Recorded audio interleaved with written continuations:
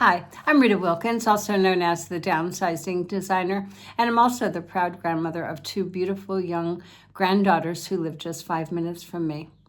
So as I watch my son and my daughter-in-law raise their little ones, I'm reminded of just how full and yet how rewarding those early days of parenting can be. So between the naps, the feedings, the unpredictable schedules, finding time to breathe, let alone declutter, felt impossible. But even the busiest times, creating a space that feels calm and manageable is still possible. So today I'm going to share 5 quick tips to help you set up a flexible decluttering zone that works with the daily rhythm of your busy life as a new mom. So let's get started. My first tip is to choose one central spot.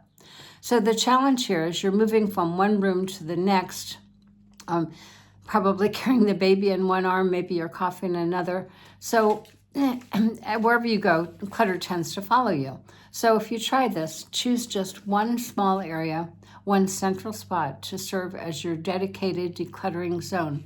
It could be a corner of the kitchen, a shelf in the laundry room, or a pretty basket in the hallway. That area becomes your drop zone for things that you want to sort, donate, or maybe deal with later on. So that way, when you do get a few minutes, finally, you can head directly to that drop zone and make a little progress every single day. My second tip is to keep a nap-ready task list. I'm laughing because this is one that I used and it definitely does work.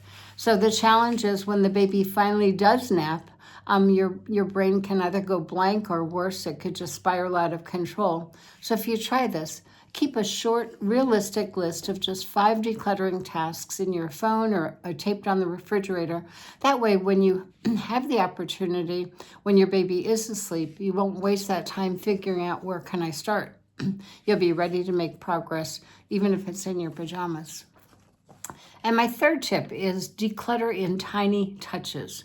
The challenge here is you feel like you need an entire afternoon to get anything done, but you know that's not going to happen. So use tiny touches, 1 or 2 minutes at a time, maybe while waiting for the water to boil, maybe while you're rocking the baby to sleep. Take a look around, and is there one item you can toss, one drawer that you could clean out, one surface that you could clean off? These micro moments or micro tasks really do add up over time. And my fourth tip today is use bins as your boundaries. So the challenge here is baby items multiply and they also travel.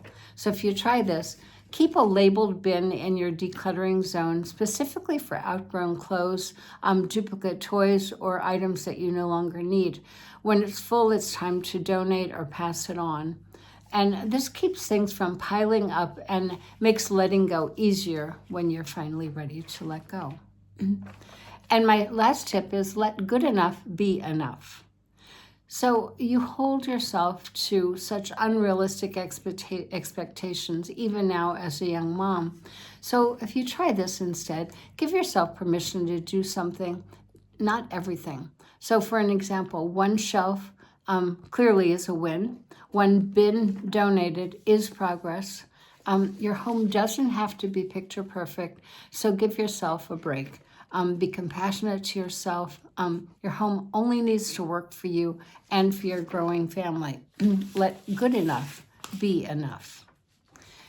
So these 5 small steps and small strategies can help you reclaim a sense of control and create a space that supports you, not one that drains you. And if you're ready to have a little bit more gentle guidance, check out the downloadable Essentials checklist for simplifying your life. It's just $2.99, and it's in the link below. Also, please like and subscribe to my channel. Please help us continue to grow. And if you found this video helpful, please share it with another mother, a new mom who might need a little bit of extra encouragement today. So I'll see you next week with more loving support and also just helping you one step at a time.